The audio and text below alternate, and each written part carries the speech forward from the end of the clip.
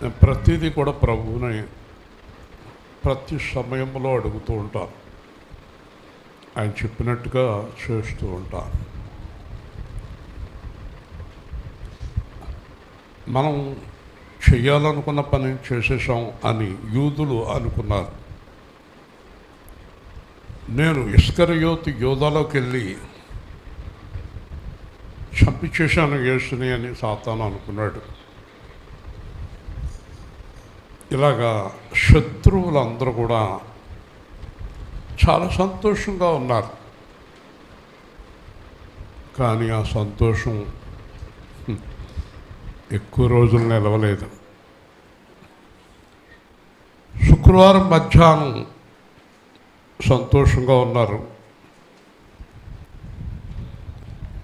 శనివారం పగలు రాత్రి సంతోషంగా ఉన్నారు. ఆదివారం అందరూ పారిపోయారు. హల్లెలూయా. అలాగే దేవుడు హోషేయలో అంటాడు, 3వ దినమున మిమ్మల్ని నేను స్వస్థపరుస్తాను. ఇప్పుడు మనలో ఎవరమైనా పాపంలో ఉన్నప్పుడు అపవాది చాలా సంతోషంగా ఉంటాడు.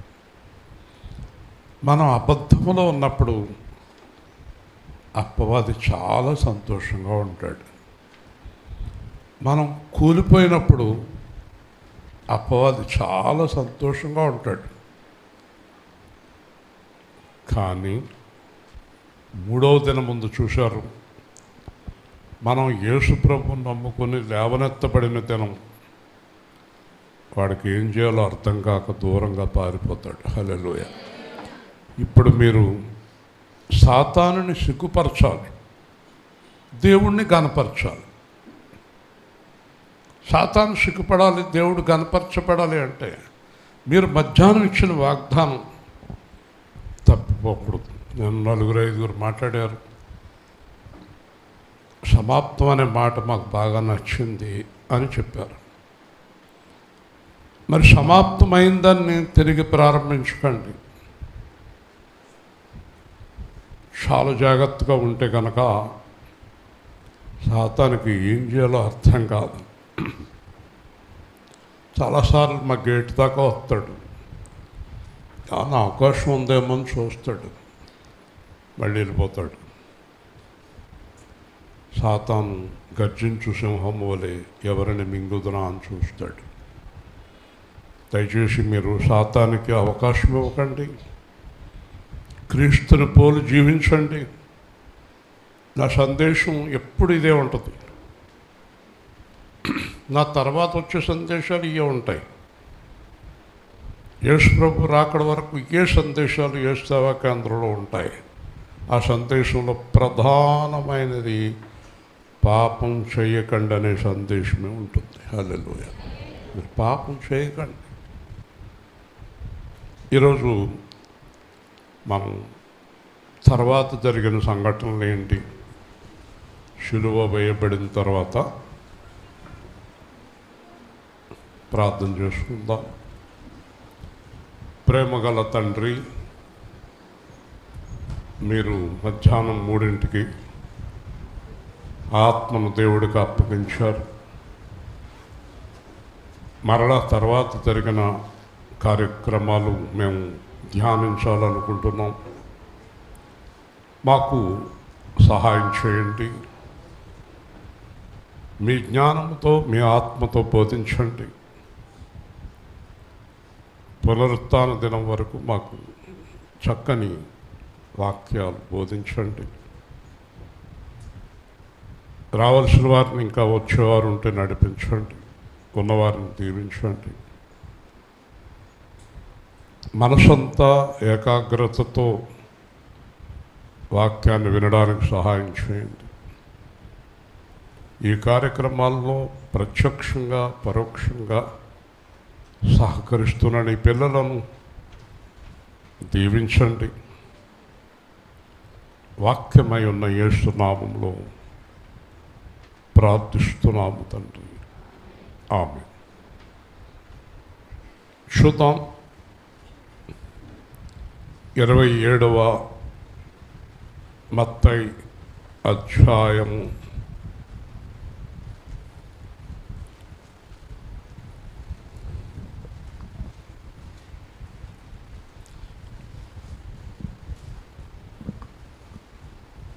49వ వచనము.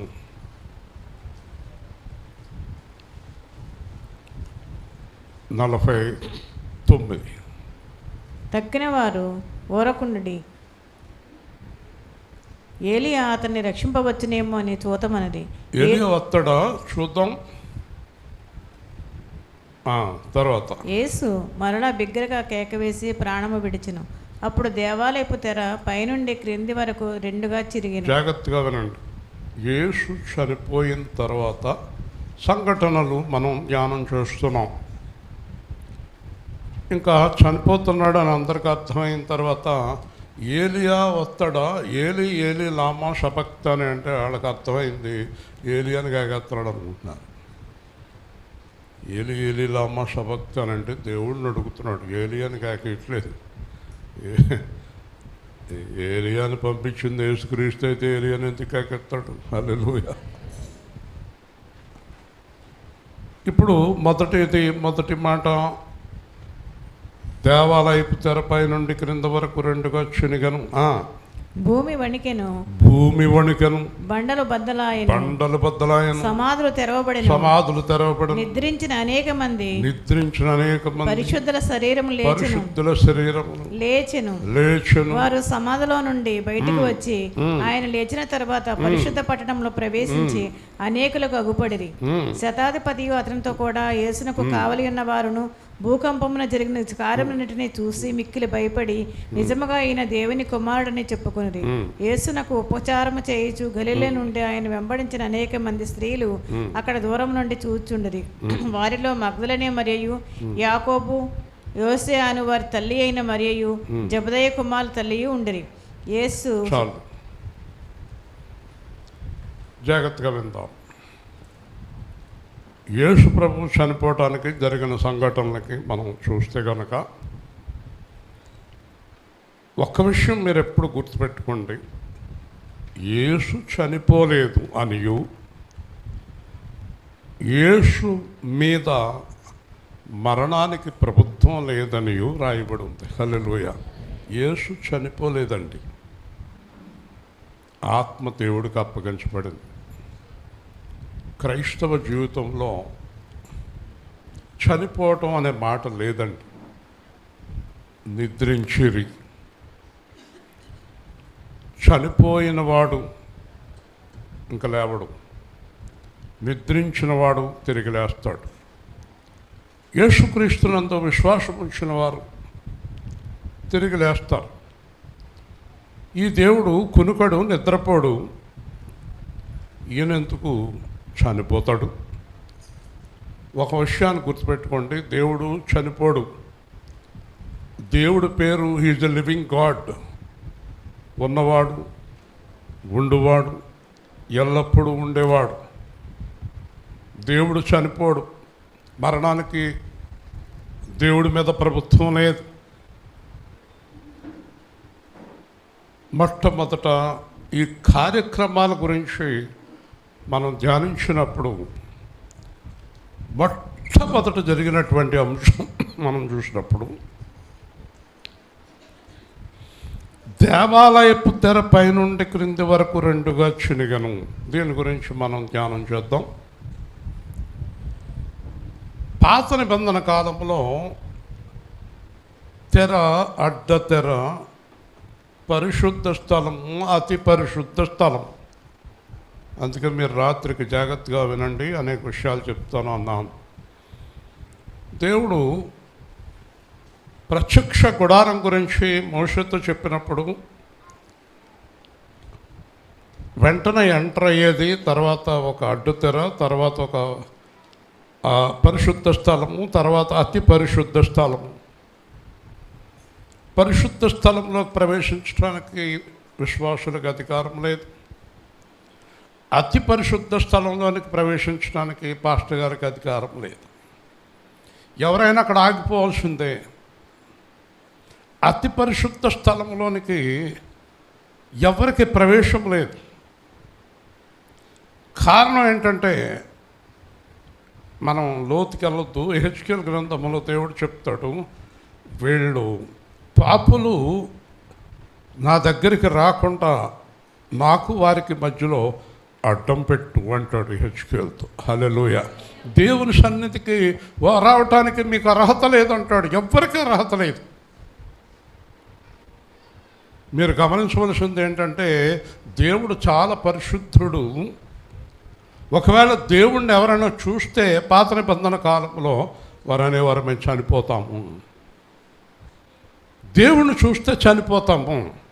మోషే దేవుణ్ణి అడుగుతాడు, నువ్వు ఇన్నాళ్ళ నుంచి నీ స్వరం వినిపిస్తుంది, నిన్ను చూడాలని నాకు చాలా ఆశగా ఉంది. మీరు నమ్మినా నమ్మకపోయినా నాకున్న చాలా ఆశ నాకు యేసును చూడాలని. హల్లెలూయా. ఇంతకన్నా ఆశ ఏమీ లేవు. మనం నిజంగా ఆయన్ని ప్రేమించినప్పుడు ఆయన్ని చూడాలి అని అనుకుంటాం. మోషే నాతో రోజు మాట్లాడుతున్నావు, నీ రూపం చూడాలి నేను అని ఆశపడ్డాడు. అప్పుడు దేవుడు అంటున్నాడు, ఆ మాట అందరూ గుర్తుపెట్టుకోండి, ఏ నరుడు నన్ను చూసి బ్రతకడు. గట్టిగా హల్లెలూయా. నువ్వు చూస్తే చచ్చిపోతారు అబ్బాయి, నువ్వైనా చచ్చిపోతావు. నాకు ఒళ్ళు జల్దరింతది మాటలు చెప్తుంటే. ఆయన చూస్తే ఏమవుతాం? గట్టిగా. ఎంత గొప్పవాడు దేవుడు, ఎంత గొప్పవాడో తెలుసా? ఎక్కడో మహాకాశాల్లో కూర్చొని ఆకాశము కలుగునుగాక అన్నాడు వచ్చేసింది, భూమి కలుగునుగాక అన్నాడు వచ్చేసింది. వృక్షములు, నేల మొలిపించు చెట్లు, పక్షులు, ఆకాశ పక్షులు, జీవ జలచరములు కలుగునుగాక అన్నాడు వచ్చేసింది. దేవుని శక్తిని తక్కువ అంచనా వేసిన వాడే పాపం చేస్తాడు. హల్లెలూయా. క్రీస్తు యేసుని తెలుసుకున్నవారు ఎట్టి పరిస్థితుల్లోనూ కూడా పాపం చేయటానికి వీలు లేదు. నా బోధ ఎప్పుడు ఇదే ఉంటుంది మీకు. అతి పరిశుద్ధుడా అని పాటలు కాదు ఆయన కావాల్సింది.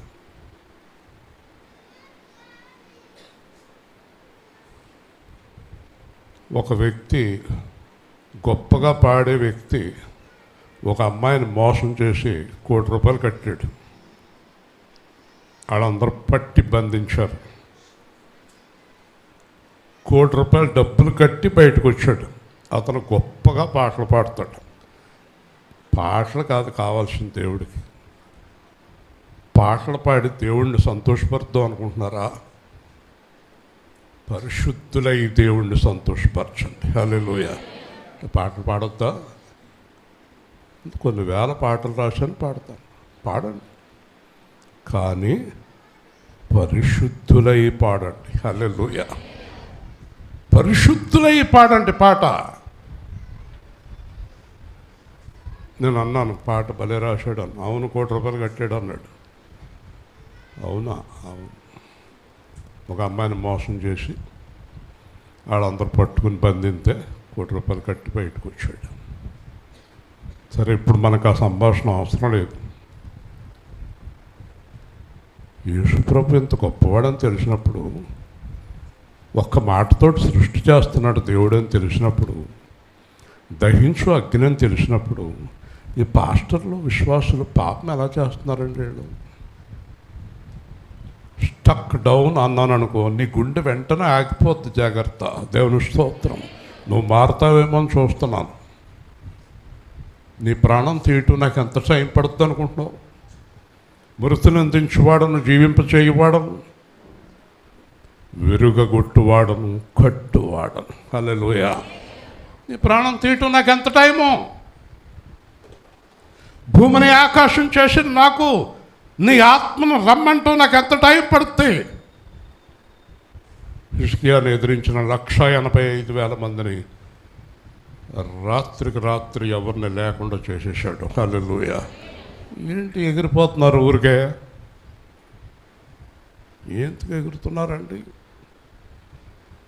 నేను ఇలా మాట్లాడాలంటే నా గుండు కొట్టుకోవాలి, నా ఊపిరి ఆడుతూ ఉండాలి. నా ఊపిరాడుతూ నా గుండె కొట్టుకుంటూ నా స్వరం పలకాలంటే దేవుని ఆజ్ఞ కావాలి. హల్లెలూయా. అదెందుకు గ్రహించలేదు నువ్వు? దయచేసి యేసు సేవా కేంద్రంలో ఉన్న ఏ వ్యక్తి పాపం చేయొద్దు, పరిశుద్ధులై ఉండండి. అప్పుడు దేవుడు మోషే మీద చాలా ప్రేమతో, నన్ను చూడాలని ఎంతో ఆశ ఉంది మోషే, నేను నిన్ను దాటి పెడతాను, నా చేతితో నిన్ను కప్పుతాను, నా నీడలో నువ్వు ఉండి నా వెనక భాగం చూస్తావు, నేను వచ్చేటప్పుడు నువ్వు పండ సందులో నుంచో అన్నాడు. హల్లెలూయా. అది కాలిపోతాడు.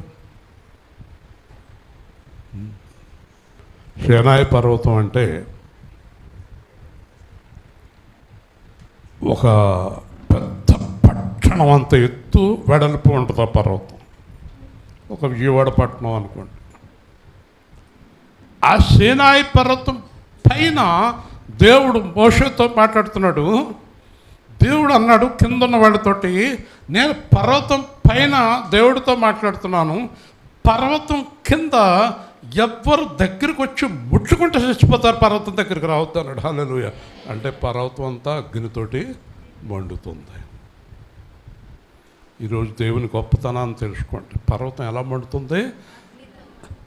అంత పర్వతం కూడా దేవుడు వచ్చేటప్పటికి ఏమైంది? అగ్ని జ్వాలలతో మండుతుంది. నేను అనుకుంటాను, ఈ అబద్ధాలు ఆడేవాళ్ళు, మోసం చేసేవాళ్ళు, డబ్బుని ప్రేమించేవాళ్ళు, పాపం చేసేవాళ్ళు, దేవుని మహత్యం తెల్లదేమో, వీళ్ళకి దేవుని శక్తి తెల్లదేమో అనుకుంటాను. కాబట్టి మోషేతో దేవుడు చెప్పాడు, ఏ నరుడు నన్ను చూడజాలడు. అంచేత తెరకట్టు, అడ్డు తెరకట్టు, పరిశుద్ధ స్థలం, అతి పరిశుద్ధ స్థలం నా దగ్గరికి రావడానికి వీర్లేదు, మీరు పాపాత్ములు అన్న తర్వాత, యేసు ప్రభు చనిపోయిన తర్వాత, సమాప్తమైన తర్వాత తెరలన్నీ కిందకి చిరిగిపోయినాయి. హల్లెలూయా. గట్టిగా హల్లెలూయా. తెర పైనుంచి కిందకి చిరిగిపోయింది. యేసు అన్నాడు, నా యందు విశ్వాసం ఉంచి నా రక్తంలో కడగబడిన వాళ్ళందరూ డైరెక్ట్గా దేవుడి దగ్గరికి ప్రవేశించమన్నాడు. హల్లెలూయా. హల్లెలూయా. హల్లెలూయా. ఎంత గొప్పది యేసు రక్తము, ఎంత గొప్పది యేసు మరణము. ఈ రోజున మనకి దేవుడి దగ్గరికి వెళ్ళే అవకాశం దొరికింది. ఎవరి ద్వారా? యేసు ద్వారా. యోబు అంటాడు, నేను చాలా బాధపడుతున్నాను, దేవుడితో మాట్లాడాలనుకుంటున్నాను, మాట్లాడలేకపోతున్నాను, నాకు దేవుడికి మధ్యవర్తి ఉంటే బాగుండు అన్నాడు. ఆ రోజు లేడు మధ్యవర్తి. ఈరోజు మధ్యవర్తి ఉన్నాడు. నీకు నాకు దేవుడికి మధ్యలో యేసు ఉన్నాడు. హల్లెలూయా. మధ్యవర్తి ఉన్నాడు. కాబట్టి యేసు మన గురించి దేవుడితో చెప్తాడు, తండ్రి 1 సంవత్సరం ఆగండి, 6 నెలలు ఆగండి, చంపకండి.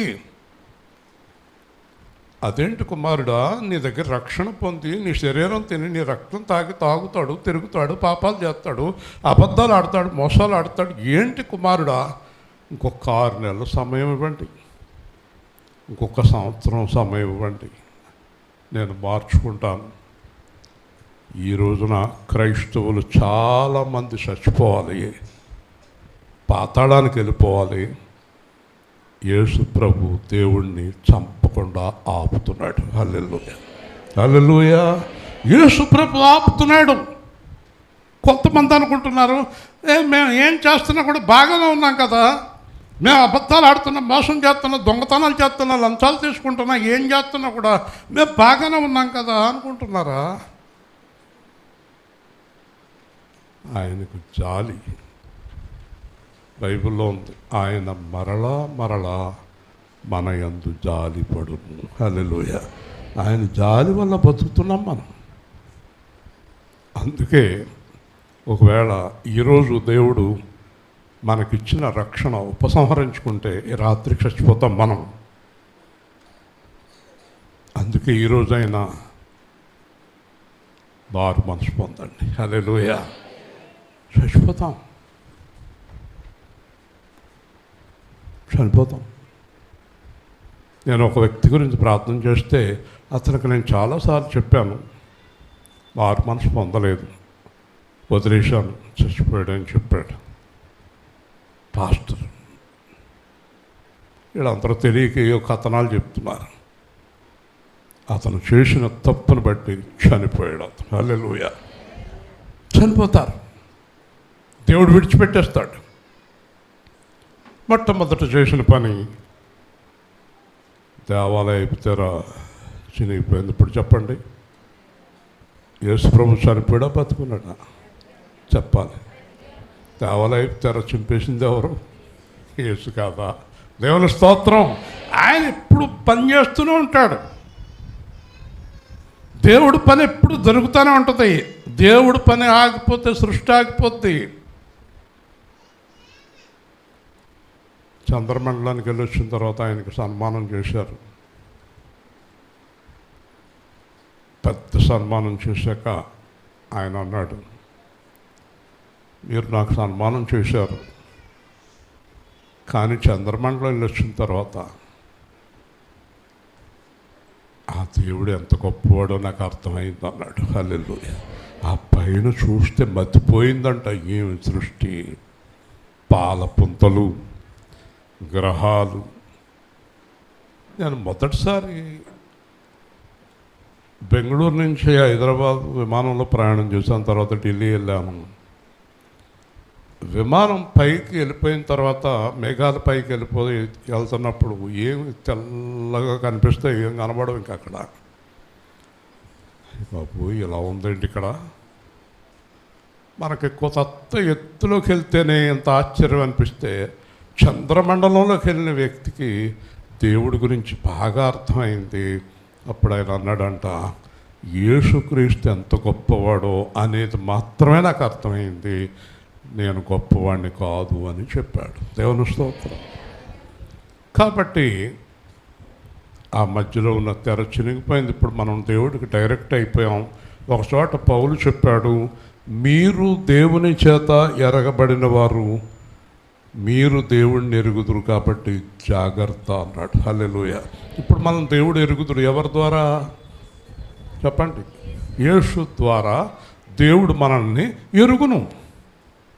మనం దేవుడిని ఎరుగుదాం. చాలా జాగ్రత్తగా ఉండాలి. నా కార్ నెంబరు ఇంచుమించుగా పాస్టర్కి, విశ్వాసులకి ఇంచుమించుగా తెలుసు.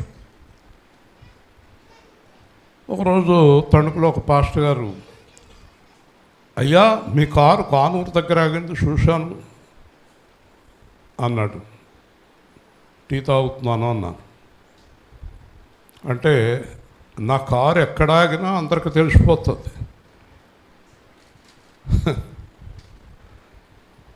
ఏ సద్దులో గొంతులో ఎంత మూలన్నా దేవుడికి నువ్వు కనపడతావు. జాగ్రత్త. హల్లెలూయా. మరి నువ్వు చాలా జాగ్రత్త అయిన ప్రదేశాల్లోకి వెళ్ళాలి. పనికిమాలిన స్థలాలకు వెళ్ళకూడదు. నువ్వు తెలిసిపోద్ది మన యేసు దేవుడికి. ఎక్కడికి వెళ్ళినా అది నన్ను అడుగుతున్నారండి. మరి అంతే కదా కుర్రోళ్ళు. ఆ మనవాడు షాలిం సెల్ ఫోన్ చూస్తూ ఉంటాడు అనుకోండి. ఒకవేళ మేము వెళ్ళేటప్పటికి కట్టేయచ్చు సెల్ ఫోను, కానీ ఆడు సెల్ ఫోన్ చూసేటప్పుడు పైనుంచి దేవుడు కూడా సెల్ ఫోన్ ఒక చూస్తాడు. దేవుని స్తోత్రం. కాబట్టి సెల్ ఫోన్లో దృశ్యాలు ఎవరైనా చూడగలిగిన దృశ్యాలే ఉండాలి. అసలు పెట్టుకోక్కర్లేదు ఫోన్. అంతేనా? అవునా కదా?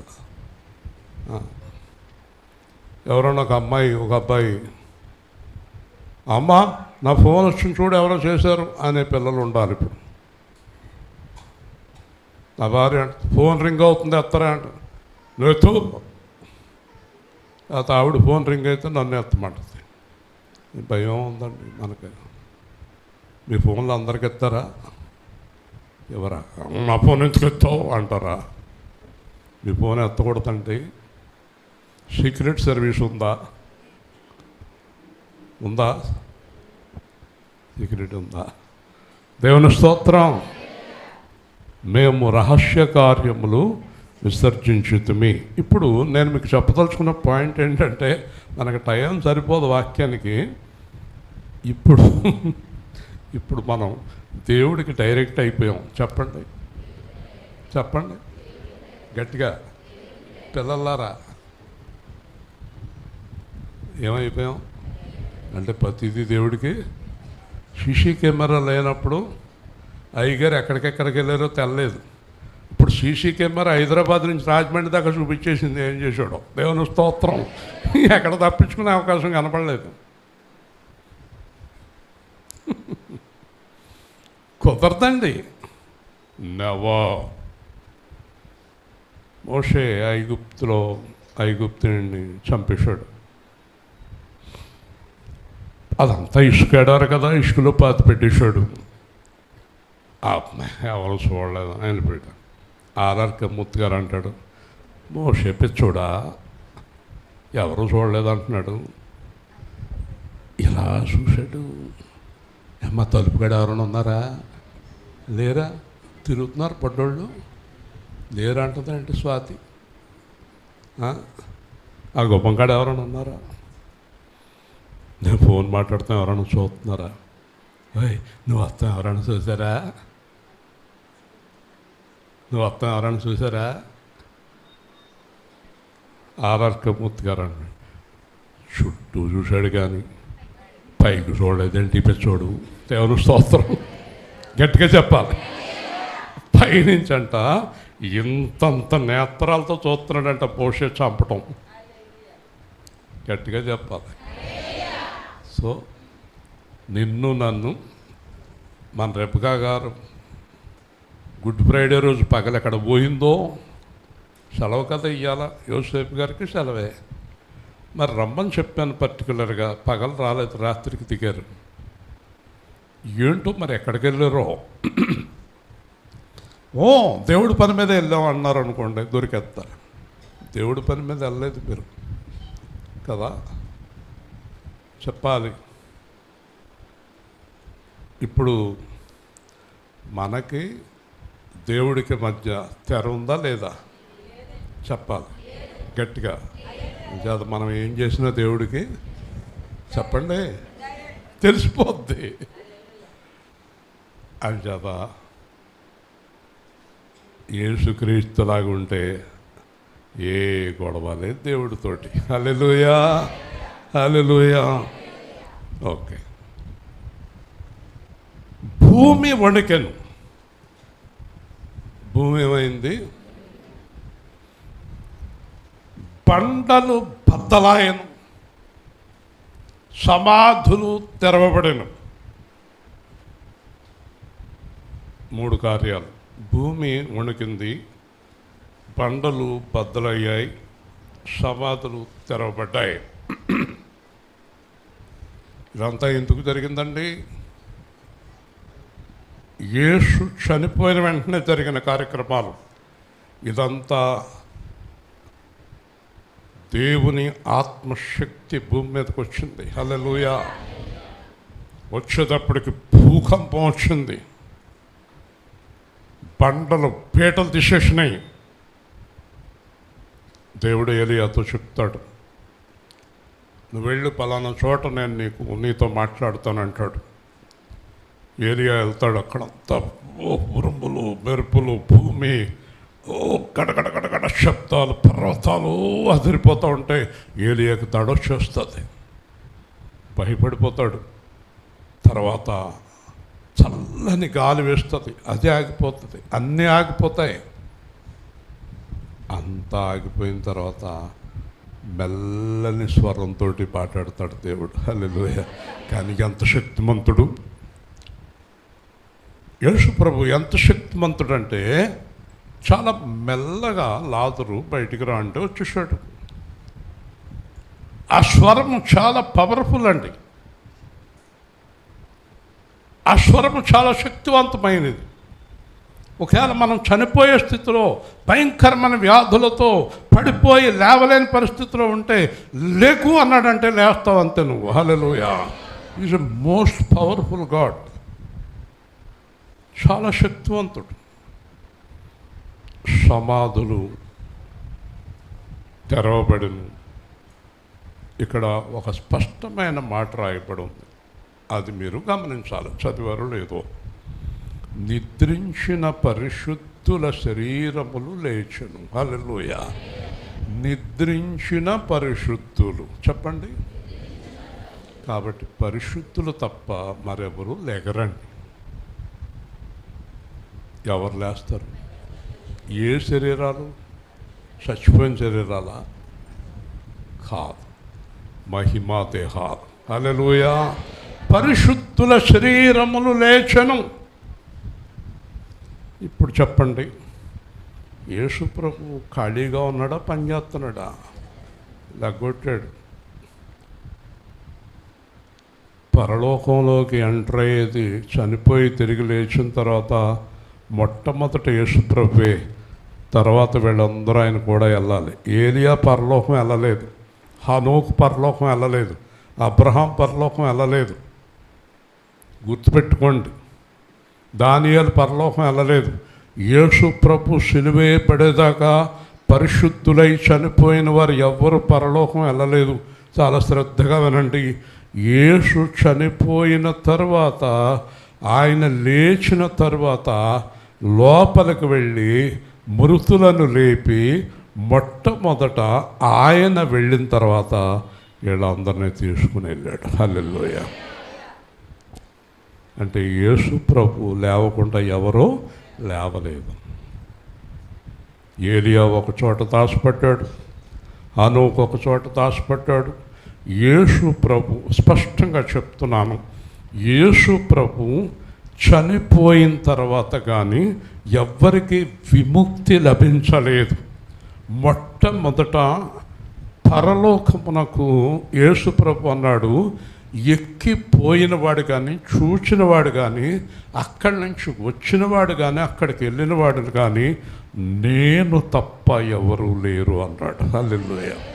దేవుణ్ణి చూసే అర్హత యేసు ద్వారానే వీళ్ళందరికీ దొరికింది. ఇక్కడ ఒకవేళ చచ్చిపోయిన వాళ్ళు అందరూ లేచారని రాసి ఉంటే మనకు అయోమయం అయిపోను. పరిశుద్ధులే లేచారు.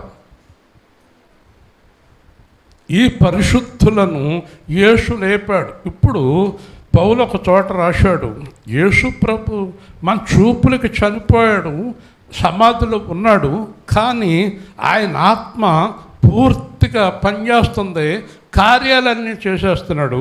దీన్ని బట్టి చూస్తే యేసు ప్రభు అనే దేవుడు ఎప్పుడూ ఒక్క నిమిషము కూడా విశ్రాంతి లేకుండా పని చేస్తూనే ఉన్నాడు. హల్లెలూయా. యేసు ప్రభు పని ఆగదు. పరిశుద్ధుల శరీరములు లేచినవి సమాధుల్లో నుంచి బయటకు వచ్చి ఆయన లేచిన తర్వాత, ఎవరు లేచిన తర్వాత? ఎవరు లేచిన తర్వాత అంటే అప్పుడు దాకా ఎక్కడ ఉన్నారు? ఆయన లేచే వరకు పరిశుద్ధ పట్టణంలోనికి రాలేదు. అంటే ఆదివారం పొద్దున్న దాటాకే వాళ్ళందరూ పట్టణాల్లో కనపడ్డారు. వారందరూ కూడా యేసు ప్రభుతో పాటు ఈ లోకములో 40 రోజులు ఉన్నారు. 500 మందికి యేసు ప్రభు కనపడ్డాడు.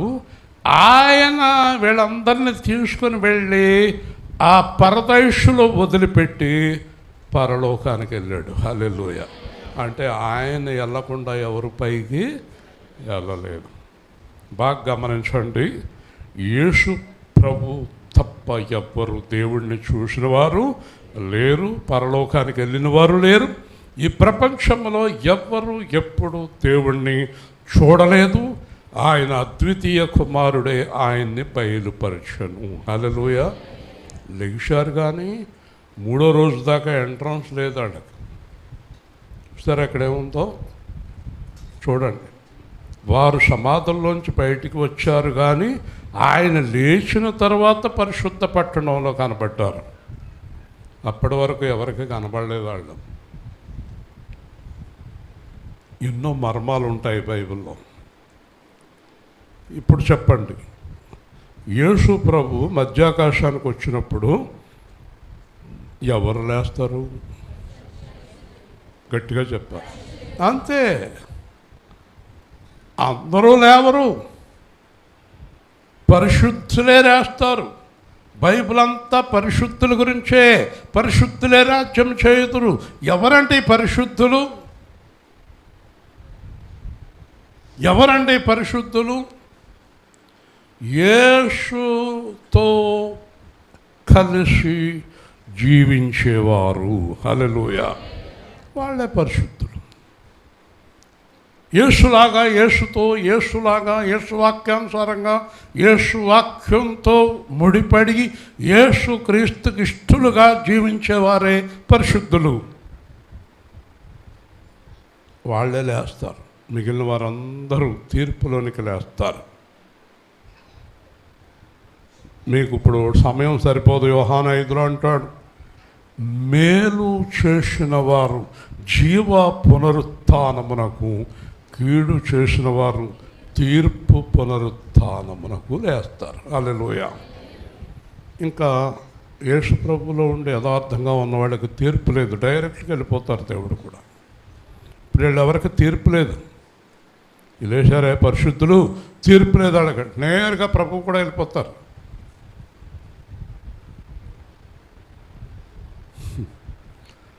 దాంట్లో సిలువేయబడిన దొంగ కూడా ఉన్నాడు. హల్లెలూయా, హల్లెలూయా.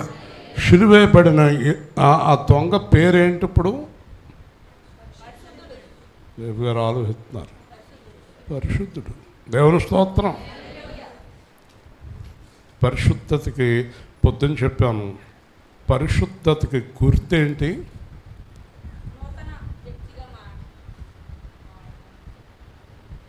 గట్టిగా చెప్పు. ఏంటో నేను పరిశుద్ధతకు గుర్తేంటి? మారు మనసు. గట్టిగా చెప్పండి. మారు మనసే పరిశుద్ధతకు గుర్తు. దొంగ ఏం పొందాడు? అంతే, అదే పరిశుద్ధత. ఒక ఆయన వచ్చి, ప్రభువా ప్రభువా, నీతి క్రియలంటే ఏంటి? నీతి క్రియలంటే ఓ డబ్బా నూనె అట్టుకుని, పసరట్టుకుని, గొట్టమ్మ కట్టుకుని నెత్తంట పూసుకో అని చెప్పలేదు. నీతి క్రియలంటే దశభాగం ఖచ్చితంగా పట్టుకొచ్చి ఇవ్వాలి అని చెప్పలా. నీతి క్రియలంటే మోకరించి మోకాళ్ళన్నీ నల్లగా కడుదురు కట్టేసేలాగా ప్రార్థన చేయమని చెప్పలేదు. నీతి క్రియలంటే గట్టిగా అర్షేమని చెప్పలేదు. నీతి క్రియలంటే యేసుక్రీస్తునకు కలిగిన మనస్సు అని చెప్పాడు. హల్లెలూయా. ఆయన పంపిన వాని యందు విశ్వాసం ఉంచుటే నీతి క్రియలు. చాలామంది నాతో ఏం చెప్పారంటే, మాకు అందరికీ తెలుసండి, మీ ముఖం చూసేటప్పటికి చెప్పలేకపోతున్నాం. ఇలా చూస్తారు, ఉన్నది కూడా పోతుంది, తర్వాత గుర్తొస్తుంది. ఒక పని చేయండి, పరీక్షలు రాస్తానికి వెళ్ళారు కదా, ఆ 2:30 3 గంటలు మౌనంగా కూర్చొని తర్వాత రాయండి పరీక్ష. ఏమవుతారు? 0 వస్తుంది. అందుకే మేము రాసేసాం. మరి రాసేసారు, దాంట్లో 0 వచ్చింది. రాసేస్తే 0 ఎందుకు వస్తుంది? మాస్టర్కి మన మీద కోపం, దిద్దేవుడికి. ఓ రోజు నేను చెప్పాను, ఇంజనీరింగ్లో ఫస్ట్ ఇయర్ ఫెయిల్ అయిపోయాడు. యారా ఎందుకు పోయింది? నేను బాగా రాసినాడు, సరిగ్గా మార్కులే లేదన్నా. అది అర్థమైంది మీకు? కాబట్టి పరిశుద్ధులు లేచారు, కనబడ్డారు. ఇప్పుడు చూడండి, శతాధిపతి అతనితో కూడా యేసునకు కావలి ఉన్నవారును భూకంపమును జరిగిన కార్యములను చూసి భయపడి. భూకంపం చూశారు, కార్యాలు చూశారు, భయమేసేసింది. ఏమంటున్నారు చూడండి, నిజముగా ఈయన దేవుని కుమారుడు. హల్లెలూయా. మొట్టమొదటి సాక్ష్యం ఎక్కడ సంపాదించాడు?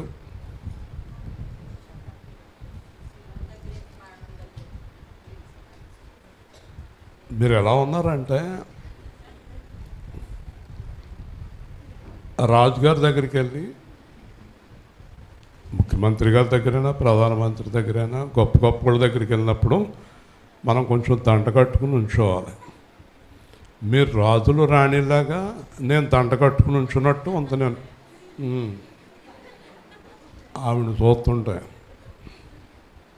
ప్రసన్నమణి గారు రాత్రి ప్రార్థనకు రాదు కావాలి ఆవిడ.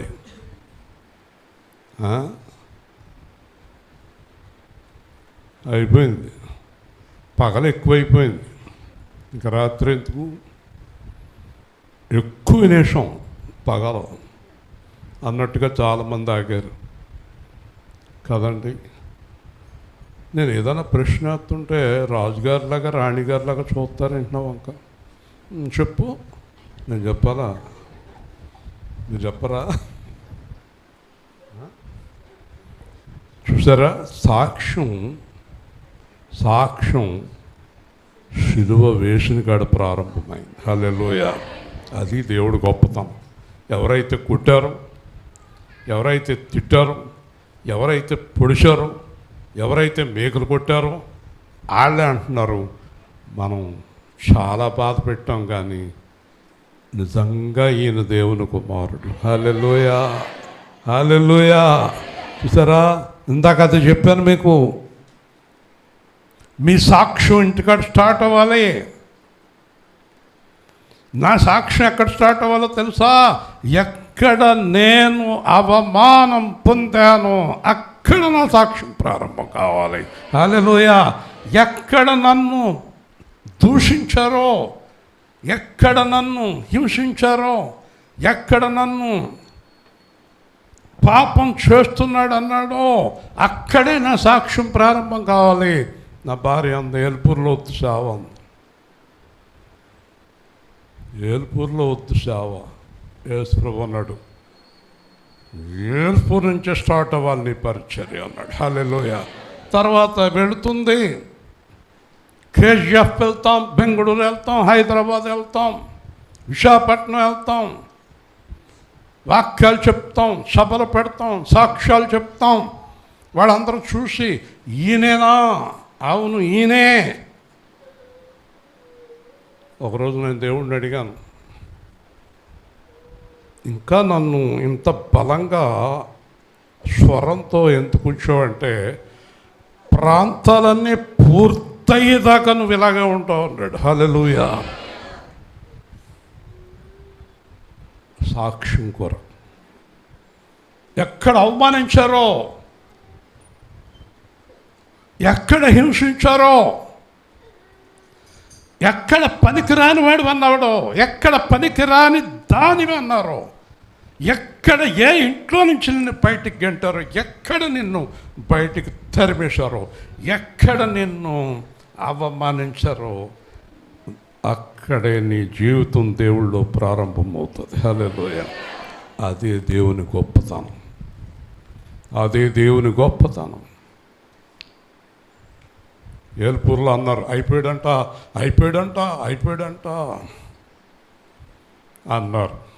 97లో 99లో మొదలెట్టాడు. 2005, 2006 వచ్చేటప్పటికి అయ్యి బాబు ఇదేంటి, బస్సు వచ్చేస్తుంది, కార్లు వచ్చేస్తున్నాయి, జనం వచ్చేస్తున్నారు. మళ్ళీ బాగున్నాడంట. హల్లెలూయా. యేసు ప్రభువే నిన్ను నిలబెట్టేవాడు.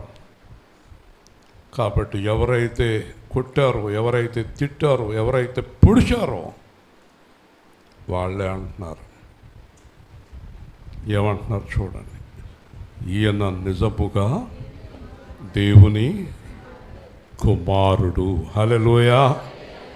ఎవరైనా ఇప్పుడు చెప్పండి, మీ బాధ్యత ఏంటి? పొద్దున్న చెప్పాను, మిమ్మల్ని బట్టి ఏమనాలి? వీరు నమ్ముకున్న దేవుడు నిజమైన దేవుడు అని మీ జీవితాలను బట్టి చెప్పుకోవాలి అందరూ. హల్లెలూయా.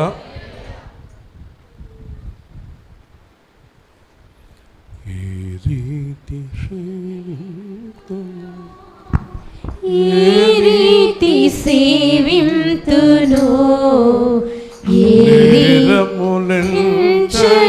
వాడా నాదు నజరేయుడా తీరము దాటిన వాడా నాదు గలనీయుడా నా ప్రాణనాదుండా నాకై ప్రాణమిచ్చితివి నా ప్రాణనాదుండా నాకై ప్రాణమిచ్చితివి నేను నీ వాడను యేసువా నేను నీ వాడను యేసువా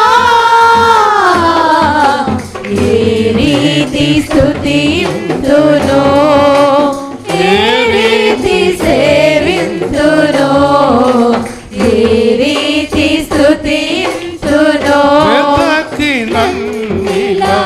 చేరితివి వెంబడింపగా పిలచితివి రోద బ్రతుకును మార్చితివి నేను సుతునిగా చేసితివి నా ప్రాణనాదుండా నాకై ప్రాణమిచ్చితివి నా ప్రాణనాదుండా నాకై ప్రాణమిచ్చితివి నేను నీ వాడను యేసువా మహిమ నగరిని విరచితివి మట్టి దేహము దాల్చితివి సకల సంపద విరచితివి సేవకునిగా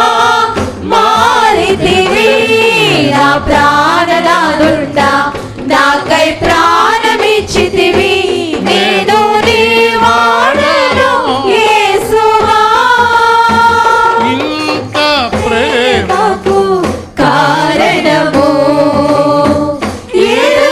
ఎరుగనైతిని నా ప్రభువా ఎన్నతరమా నీ ప్రేమ సన్నుతించుచు సాగెదను నా ప్రాణనాదుండా నాకై ప్రాణమిచ్చితివి నేను నీ వాడను యేసువా స్తోత్రం. ఒక మాట చెప్పిన మీలో కొంతమంది భర్తలు తాగేవారు అనుకోండి, మీలో కొంతమంది పిల్లలు తప్పు చేసేవారు అనుకోండి, మీలో కొంతమంది భార్యలు తేడా ఉన్నారు, పిల్లలు తేడా ఉన్నారు అనుకోండి. మీకు నలుగురిలోనే ఆరడి పడతారు, చెప్పుకుంటారు.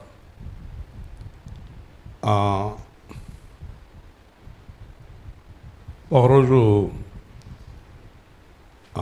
నన్ను ఒక కార్యక్రమానికి రావద్దని చెప్పారు. ఇప్పుడు పేర్లు చెప్పను.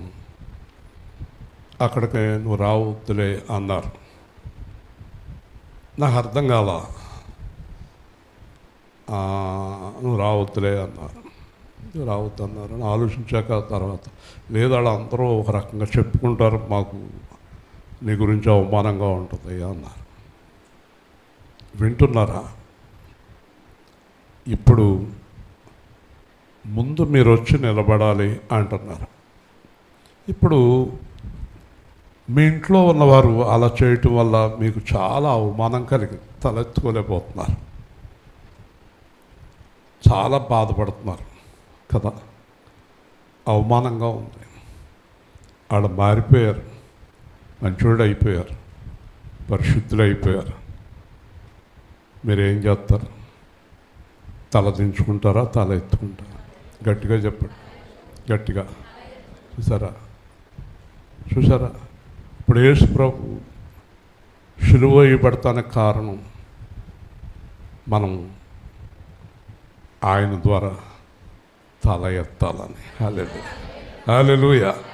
పాపం చేయకండి. పాపం చేస్తే తలదించుకోవాలి. నీ భర్త, నీ భార్య, నీ తల్లి, నీ అత్త, నీ మాంగారు, నీ కొడుకు, నీ కూతురు,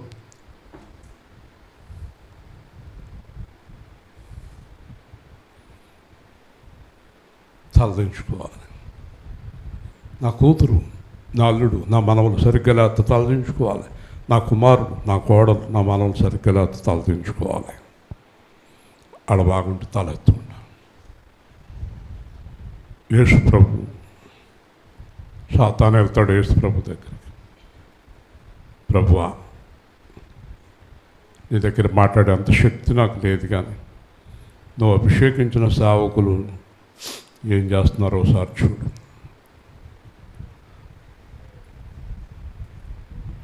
సరే సాతాను వెళ్ళు అంటాడు, కానీ ఆయన గుండెలు కదిలిపోతాయి. ఎందుకు చేస్తున్నారు వీళ్ళు ఇలాగా? నేను ఇంత చేసిన త్యాగం ఇలా చేశారంటే చాలా బాధపడతాడు. కానీ జకర్యా 3వ అధ్యాయంలో యెహోషువకు అభిషేకం చేసేటప్పుడు సాతాను అడ్డంగా నుంచుని ఇతనికి అభిషేకం చేయడానికి ఏం లేదంటే, నువ్వెవడో మాట్లాడతానికి అగ్నిలో నుంచి తీసిన కొర్రెబోలే ఉన్నాడు అన్నాడు. ఇప్పుడు ఇక్కడ సైలెంట్ అయిపోయాడు. ఇస్కరియోతు యోధా విషయంలో సైలెంట్ అయిపోయాడు. సొలొమోను విషయంలో సైలెంట్ అయిపోయాడు. సౌలు విషయంలో సైలెంట్ అయిపోయాడు. ఈ మధ్యన కొంతమంది పాస్టర్లు చేసిన పనులకి సైలెంట్ అయిపోయాడు. అలాగే నువ్వు నీ భర్త చేసిన పనికి తలదించుకున్నావు. నీ తల్లి, కూతురు, కొడుకు, మనవలు చేసిన పనికి తలదించుకున్నావు. నీ భార్య చేసిన పనికి తలదించుకున్నావు. మీ అమ్మ చేసిన పనికి తలదించుకున్నావు.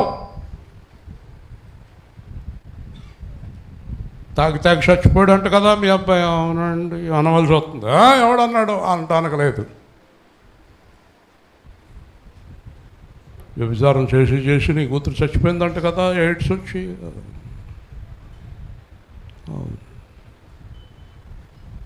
మాట్లాడటానికి లేదు. అదే మార్పు చెంది పరిశుద్ధులై మంచి పేరు తెచ్చుకొని వాళ్ళతో నువ్వు ఇది వరకు అది ఇప్పుడు మాట్లాడే అధికారం మీకు లేదని చెప్తారు. హల్లెలూయా. అవునా కాదు? అలాగే యేసు ప్రభు చెప్తాడు సాతాను, ఇశ్రాయేలు గురించి మాట్లాడతానికి నువ్వు సరిపోవు, గెట్ అవుట్. ఈరోజు ముగించే ముందు మీ అందరి దగ్గర నుంచి కోరుకునేది ఏంటంటే, ఇప్పుడు చెప్పండి, యేసు ప్రభువుని బట్టి మనం తలలు ఎత్తుకోగలమా, దించుకోవాలా? చెప్పాలి. యేసు ప్రభు ఏమైనా తప్పు చేశాడా? ఇప్పుడు యేసు ప్రభుని బట్టి మనం తలలు, ఇప్పుడు యేసు ప్రభు మనల్ని బట్టి తల ఎత్తుకోవాలా, దించుకోవాలా? చెప్పాలి. అదే ప్రార్థన చేసుకోండి వెళ్ళేటప్పుడు. మిమ్మల్ని బట్టి పాస్టర్ గారు కానీ, భర్త కానీ, భార్య కానీ, పిల్లలు కానీ, దేవుడు కానీ తలదించుకునే జీవితం విడిచిపెట్టండి ఈరోజే. దేవుని స్తోత్రం. Leave it off. విడిచిపెట్టండి. తప్పు చేయకండి. తలెత్తుకునేలాగా జీవించండి. మా ఆయన అలా చేయడనండి, నా భార్య అలా చేయదనండి, నా కూతురు అలా చేయదనండి, నా కొడుకు అలా చేయడానండి, నలుడు అలా చేయడానండి. డబ్బు లేకపోవటం, పరీక్షల్లో ఫెయిల్ అయిపోతాం, తిండి లేకపోవటం, ఇల్లు లేకపోవటం, పేదరికం, ఇవన్నీ అవమానాలు కాదు, పాపం చేయటమే అవమానం. హల్లెలూయా. పేదవాడైతే ఏంటి, ఆరోగ్యం లేనివాడైతే ఏంటి, ఏమి లేనివాడైతే ఏంటి, అందం లేనివాడైతే ఏంటి, ఏం పర్వాలేదు. కానీ పరిశుద్ధత లేనప్పుడే ఆ వ్యభిచార స్త్రీ నిలబడి ఉండగా యేసు ప్రభు తల ఎత్తలేదు చాలాసేపు. అందరూ తిడుతున్నారు, రాళ్ళు ఎత్తామంటున్నారు. ప్రభు మాట్లాడతలేదు. ప్రభు నిశ్శబ్దంగా ఉన్నాడు. పరిశుద్ధాత్మ చెప్పాడు నాతోటి, చాలా చోట్ల బోధించాను ఈ వాక్యాన్ని.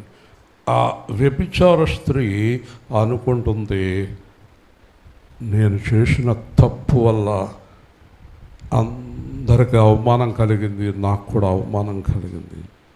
ఒకవేళ ఈ ప్రభు నన్ను క్షమిస్తే నేను ఈ రోజు నుంచి ఇంకా పాపం చెయ్యను అనుకుంది. యేసు ప్రభు తలెత్తాడు. దేవుని స్తోత్రం. ఏయ్ అన్నాడు. అప్పుడు తలెత్తాడు. అయ్యండి రాయ్ అన్నాడు. మీలో పాపనైనాడు ఏంటి రాయా? అందరూ వెళ్ళిపోయారు. అప్పుడు అన్నాడు, నేను నీకు శిక్ష చేయను, నువ్వు లోపల ఒక నిర్ణయం తీసుకున్నావు. ఏంటది? ఇంకా నేను అలాగే జీవించెళ్ళిపో అన్నాడు. హల్లెలూయా. అలాగే జీవించెళ్ళిపో. ఈరోజు ఇక్కడి నుంచి మీరు కదిలే ముందు ఒక 5 నిమిషాల వాక్యాన్ని ముగించున్నాను. ఆ నిర్ణయానికి రండి. ఎవరిని హింసించకండి. చేసిన తప్పులు వదిలేయండి. నిన్నటిదాకా జీవించిన జీవితాన్ని మర్చిపోండి. దాని గురించి మాట్లాడకండి. ఇంకా ఈ సందేశాన్ని విని ఈరోజు నుంచి కొత్త జీవితాన్ని ప్రారంభించండి. యేసునకు ఉపచారం చేయొచ్చు గల్లీ నుండి ఆయన వెంబడించిన అనేక మంది స్త్రీలు అక్కడ దూరం నుండి చూచుండ్రి. ఒక్క పురుషుడు లేడు. ఇక్కడ మీకు ఎంతో ఘనత వచ్చింది. అమ్మాయిలకి, ఆడవారికి ఎంతో పేరు వచ్చింది. ప్రపంచంలో సంఘాలు ఏ సంఘంలో చూసినా ఆడవాళ్ళే ఎక్కువ ఉంటారు. యేసు ప్రభు మొట్టమొదట ఆడవారి ద్వారానే ఇంట్లోకి ప్రవేశించాడు. దేవుని స్తోత్రం. మా ఇంట్లో కూడా చాలామంది స్త్రీలు దూరం నుంచి వస్తున్నారు. సరే అండి. ఎక్కువగా మన ఒక అతను అంటున్నాడు, ఎక్కువగా ఆడవాళ్ళు మారిపోతున్నారండి యేసు ప్రభులోకి. మీకు విషయం తెలుసా? తెలియదంటే ఎలా కుదురుతుంది? అందరూ ఆడవాళ్ళు ఎక్కువ ఉన్నారు ఇక్కడ కూడా. ఒక ఇంట్లో ఆడది మారితే మొగుడు పిల్లలు మారటం చాలా సులువు. మొగుడు మారితే పెళ్ళం పిల్లలు మారరు. కారణం ఏంటంటే ఇంటి పెత్తనం ఆడావిడితే. అన్నం వండి పెట్టాలన్నా, పిల్లలు మాట వినాలన్నా, బయట ఎన్ని కబుర్లు చెప్పినా పెళ్ళం పర్మిషన్ తీసుకోవాలి. నేను ఎవరైనా వచ్చినప్పుడు టీ పెట్టు అంటాను. మళ్ళీ లోపలికి వెళ్ళి పాలు ఉన్నాయా అంటాను. ఆవిడ టీ పెట్టాలంటే పాలు ఉండాలి. ఆవిడ అంటది, మరి పాలు ఉన్నాయో లేదో ముందు చూసుకుని చెప్పవలసింది అంటుంది కదా. ప్రతి విషయంలోనే స్త్రీ మీద ఆధారపడాలి. స్త్రీ లేకుండా పురుషుని జీవితం లేదు. తెంగరోడు, తెలివి తక్కువడు, పనికిమాలోడే పెళ్ళంతో దెబ్బలాటెట్టుకుంటాడు. పెళ్ళంతో దెబ్బలాటెట్టుకుని సుఖపడినాడు ప్రపంచంలో ఒక్కడో లేడు. దేవుని స్తోత్రం. ఎంత సంతోషపడిపోతుంది. ఏమో రత్నం గారు అంతేనా? పెళ్ళంతో దెబ్బలాట పెట్టుకున్నప్పుడు అంట బైబిల్లో ఉంది, వర్షం వెలిసిపోయాక సూర్యు దగ్గర నుంచి నీళ్లు పడతాయి, చాలా తలపోటు వచ్చేది. టప్ టప్ టప్ టప్ టప్ టప్. వర్షం వచ్చినప్పుడు బాగానే ఉంటుంది, కానీ ఈ టప్ టప్ అనేది తలపోటు వచ్చేది. అలాంటిదంట పెళ్ళం. తెల్లవాళ్ళు లేచినప్పుడల్లా ఏదో ఒకటి అంటానే ఉంటుంది. నేను చెప్పానా అంటుంది కదా. అందుకే యేసు ప్రభు స్త్రీని పట్టేశాడు ముందు. దేవుని స్తోత్రం. ఏ స్త్రీనైతే దేవుడు శపించాడో ఆ స్త్రీ గర్భం నుంచి వచ్చాడు. అబ్బా అన్నాడు. ఇందాక నాన్న అన్నాడు. నాన్న లేడు అనుకోండి, చనిపోయాడు అప్పటికి. కానీ అమ్మా, స్త్రీ శిశు ప్రసూతి వల్ల రక్షింపబడం మీరు ఎంత ధన్యులో, ఆడవాళ్ళు ఎంత ధన్యులోనండి. కాబట్టి చాలామంది పిల్లలు తల్లినే వెంబడిస్తారు కదా. ఒక ఇంట్లో 4 పిల్లలు ఉన్నారనుకోండి, వాళ్ళ నాన్న యేసు ప్రభువుని నమ్ముకోకపోయినా 5 ప్రభువులోనే ఉంటారు. ఇప్పుడు మీలో కొంతమంది భర్తలు ప్రభువులో లేకపోయినా వాళ్ళు ఎక్కడో తిరుగుతుంటారు, పెచ్చోళ్ళ సెంటర్లో. అదని మీరు మీ పిల్లలు వచ్చేసి ఇక్కడ కూర్చుంటారు. చూడు, 2 వేసుకొచ్చేసింది. 3 పాడేస్తున్నారు పాట. అదే వాళ్ళ ఆయన రక్షణలో ఉంటే మహిమ రక్షణలో లేదనుకోండి, వాళ్ళు వస్తారా? ఆ పుట్టదు, అసలు రాదు. ఆడవాళ్ళ ద్వారా రక్షణ అంత సులువు. స్త్రీలు నిలబడి ఉన్నారు, వారిలో మగ్దలేని మరియా రాశాడు చూడండి. యాకోబు యోసే అని వారి తల్లి అయిన మరియా, మగ్దలేని మరియా, ఇంకొక మరియా జబదయి కుమారుల తల్లి, అంటే యాకోబు యోహానుల తల్లి. ముగ్గురు ఉన్నారు అక్కడ. తర్వాత మనం మాట్లాడుకుంటాం, ఈ మగ్దలేని మరియకి దేవుడు కనిపించి మాట్లాడుతాడు.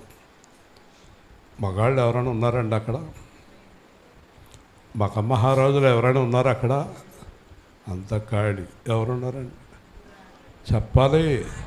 ఆడవాళ్ళు ఉన్నారు. అలాగే ప్రభువు లేచి కనబడింది కూడా ఆడవారికే.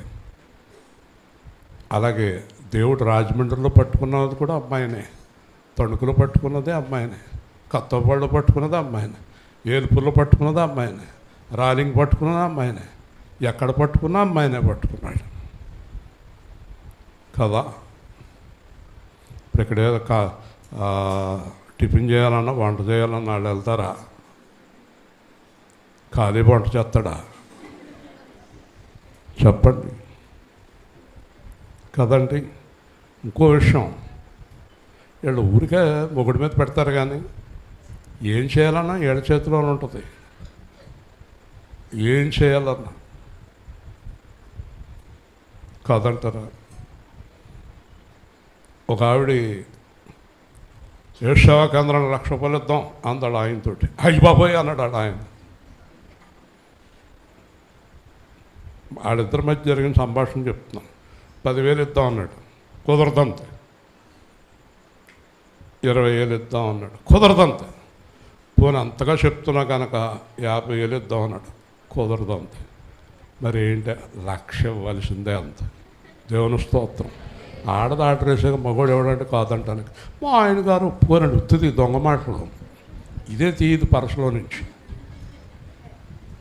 కదా. ఏమనుకోకండి, మా ఇంట్లో అయినా అంతే. దేవుని స్తోత్రం. ఇలాంటిది 2,000 ఇవ్వండి, నేను 200 కాడికి మొదలెడతాను. ఆవిడ 2,000 ఇవ్వమని అంటుంది, నేను 200 అంటాను. చివరికి 1,800 దాకా వస్తాను. అప్పుడు అంటుంది ఇంకెంత 200 కదా కలిపేయండి. దేవుని స్తోత్రం చెప్పండి. చివరికి 2,000. నేను మొదట చెప్పారు కదా 2,000, ఎంతసేపు ఎందుకు, టైం వేస్ట్ అంటుంది. అర్థమైందా? మెయింటెనెన్స్ అంతా ఎవరి చేతిలో ఉందండి? చెప్తలేదు, మీరు ఎవరు ఒప్పుకోవట్లేదు. భయం మీకు. అంటే ఇప్పుడు పాస్టర్ గారు మేమే కానుకలు ఇవ్వట్లేదు అనుకుంటారు. నిజమే, మీరే ఇవ్వట్లేదు. సందేహం ఉంది. మాట్లాడరండి మీరు? ఎవరు మాట్లాడరా? గృహ యజమానత్వం ఆడదాని చేతిలో ఉందా, మగోడి చేతిలో ఉందా? నేను ఇందాక చెప్పాను, ఒకవేళ పొరపాటుని భార్యతో దెబ్బలాడుకున్న వ్యక్తి ఎప్పటికీ మనశ్శాంతిగా పడుకోలేడు, ఎక్కడెక్కడికో వెళ్ళిపోతాడు, ఇంటికాడ ఉండలేడు. ఇంటికాడ ఉండాలి అంటే పెళ్ళం మాటేనా? అంతేనా దానంజయ? ఓకే, ముగిస్తున్నాను. ఆడవాళ్ళని ఎక్కువ పొగడేస్తున్నాం. జబదయి కుమారుడు తల్లియు ఉండిరి. వీళ్ళందరూ కలిపి యేసుని వెంబడించిన వారిలో ఉండిరి. ఓకేనా? తర్వాత వాక్యం రేపు మనం ధ్యానం చేయబోతున్నాం, పగలు రాత్రి. చాలా చక్కని సందేశాలు. నేను చెప్పదలుచుకున్నది ఏంటంటే, యేసు ప్రభు తన కార్యాన్ని ముగించడు. సమాప్తం అనేది పాపానికి, ఆయన సృష్టి కార్యక్రమాలకు కాదు.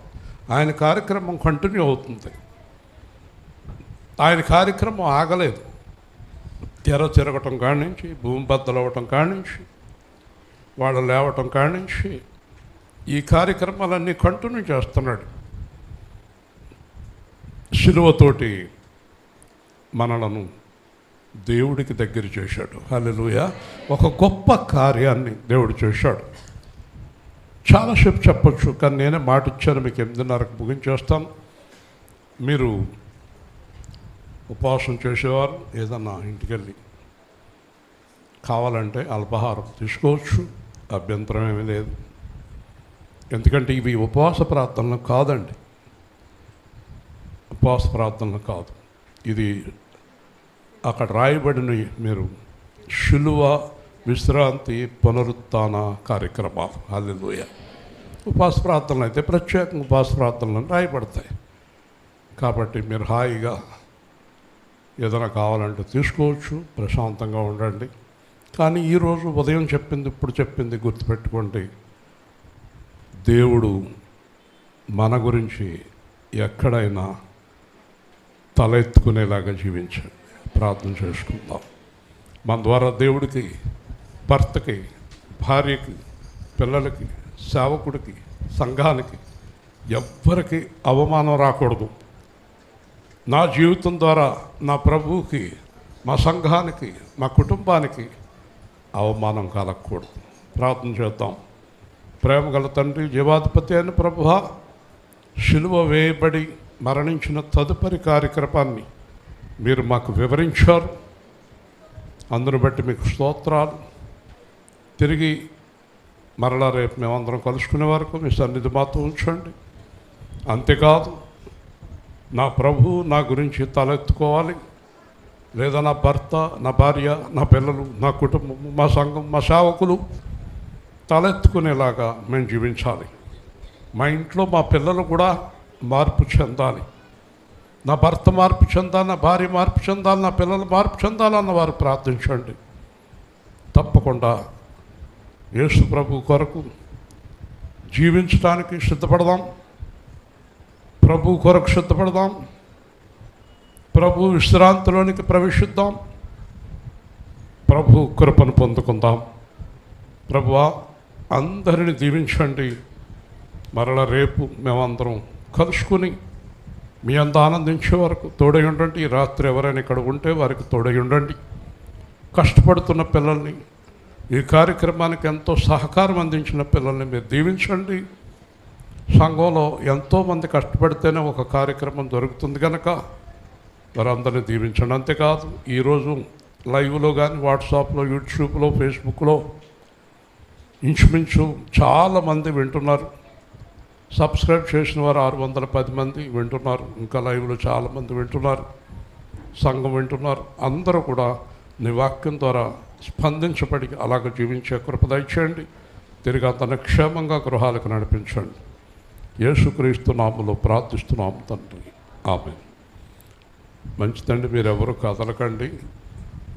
మీకు అందరికీ కాస్త ఘన పదార్థం సర్వ్ చేయబడుతుంది.